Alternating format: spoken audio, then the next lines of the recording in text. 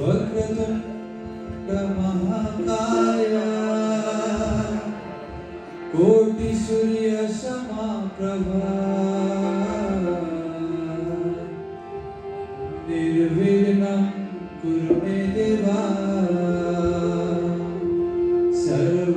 सर्वकार्येषु सर्वदा कर्पूरगौरं करुणावतारं संसारसारं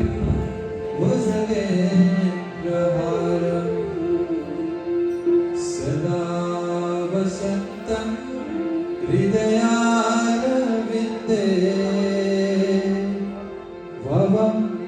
भवानी शयितां नमामि